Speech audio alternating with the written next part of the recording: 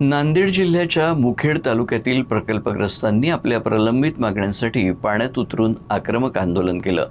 आंदोलकांनी जलसमाधी घेण्याचा प्रयत्न केल्यानं काही काळ तणावाचं वातावरण निर्माण झालं होतं। मात्र पोलिसांनी वेळीच हस्तक्षेप करत हा प्रयत्न रोखला आणि मोठा अनर्थ टळला। प्रशासनानेही आंदोलनाची तातडीनं दखल घेत आंदोलकांशी चर्चा केली।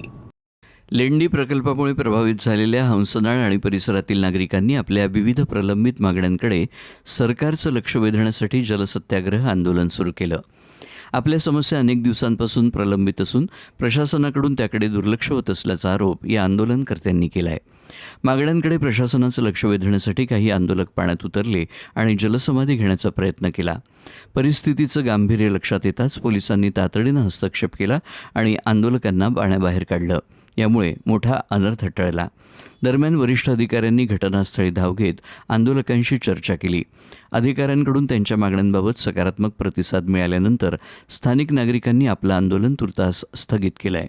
मात्र या आंदोलनामुळे हंसनाळ आणि परिसरातील लेंडी प्रकल्पग्रस्तांच्या प्रलंबित समस्या पुन्हा एकदा ऐरणीवर आल्या आहेत। प्रशासनाकडून आता या मागण्यांवर ठोस निर्णय घेतला जातो का याकडे प्रकल्पग्रस्तांचं लक्ष लागलं आहे।